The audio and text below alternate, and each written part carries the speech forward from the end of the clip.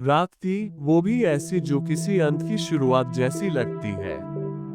दूर कहीं सूखी पत्तियां सरसराई और एक अकेली उल्लू की आवाज जैसे रात की नब्ज टटोल रही हो। विक्रमादित्य की तलवार उसके कमर से लटक रही थी, लेकिन उस रात उसकी सबसे बड़ी ढाल उसकी चुप्पी थी। और तभी वो शव कांपा। बेताल की सूखी टूटी आवाज गूंजी। राजन, क्या कभी तुम ऐसे खेल में उतरे हो जहां जीतते ही तुम किसी का हत्यारा बन जाते हो? सुनो, निर्णय के देवता की कथा।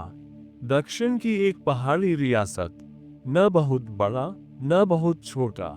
राजा सौमित्र, न महान न क्रूर, बस एक इंसान जिसने अब तक कोई गलत निर्णय नहीं लिया। एक दिन आग ने गांव निगल लिया। राख के ढेर पर एक माँ बिलख रही थी, उसकी गोद में निस्पंद बच्चा। अगर यही न्याय है तो मुझे अधर्म मंजूर है, वो औरत चीख रही थी। सौमित्र खड़ा था कुछ कहे बिना। और तभी एक बूढ़ा आंखों में ज्वालाएं लिए सामने आया। राजा हो तो निर्णय क्यों नहीं लेते? मौत का फैसला सिर्फ मौत ही क्यों करे? उस रात सौमित्र के कमरे में कोई आया, ना दरवाजा खुला न परछाई बदली। बस एक स्त्री की आकृति, चेहरा धुंधला, आवाज सधी हुई। राजन, आज से तुम हर मृतक को जीवन दे सकते हो, एक शर्त पर, किसी और को मरना होगा। सुबह राजा नहीं रहा, अब वह निर्णय था। सबसे पहला प्रयोग उसका गुरु जिसने चलना सिखाया था मर गया। राजा ने फैसला लिया, उसे जीवन मिल गया। और 3 दिन बाद महल का रसोइया मरा हुआ मिला। हंसते हंसते अचानक फिर एक नवजात बच्चा वापस जिंदा। 3 दिन बाद उसकी पत्नी की दासी मृत। कोई कारण नहीं। राजा को लोग भगवान मानने लगे, पर वो जानता था हर जीवन का भुगतान हो रहा था। मंत्री वाचस्पति, जिससे राज्य की रेखाएं उभरी थी, उसका बेटा मर गया। प्रभु, मेरा बेटा, मेरी आत्मा। वाचस्पति गिड़गिड़ाया। राजा ने फैसला लिया, बेटे को जीवन दे दिया।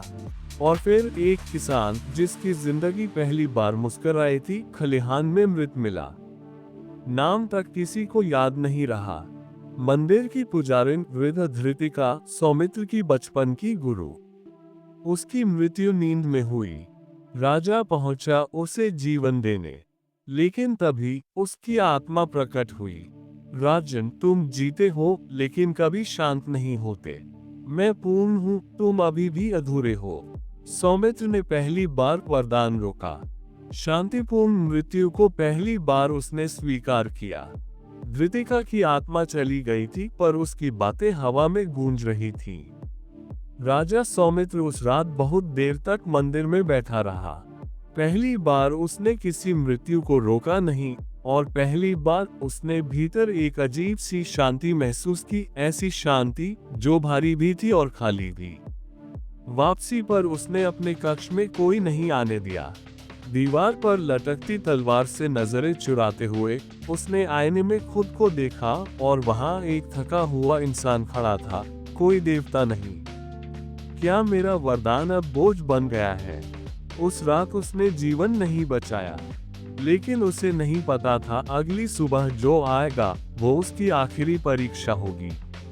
राज्य पर युद्ध, और युद्ध में घायल हुआ उसका बेटा युवराज आदित्य। शव लाया गया। सारी प्रजा चीखी, राजन, समय आ गया, वरदान दो। राजा देखता रहा, बेटे को, अपने हाथों को, उस घड़ी को। और फिर कहा, हाँ, मैं जीवन मांगता हूँ, लेकिन आज जो मरेगा वो मैं होऊंगा। मृत्यु ने सिर झुका लिया। बेटे ने सांस ली। राजा वहीं थमा रहा। उस दिन निर्णय मर गया, इंसान जागा। तो राजन, बेताल फुफकारा। क्या सौमित्र दोषी था? उसने जीवन दिए, लेकिन हत्या का सौदा भी किया। तो क्या वो देवता था, या मौत का दलाल? विक्रम के कदम धीमे थे, लेकिन आवाज ठोस। राजा दोषी नहीं था, लेकिन दोष वहीं से शुरू होता है जहां न्याय व्यापार बनता है। सौमित्र ने आखिर में खुद को सौंप दिया। उसने अपने खेल को तोड़ा, और इसलिए वो राजा नहीं, इंसान बन गया। बेताल मुस्कुराया। तुमने फिर उत्तर दिया और मैं फिर गया। वो उड़ गया लेकिन विक्रम नहीं रुका। यदि ये कहानी दिल को छू गई हो तो एक बार खुद से पूछिए, आपके फैसले क्या सौदा हैं या बलिदान?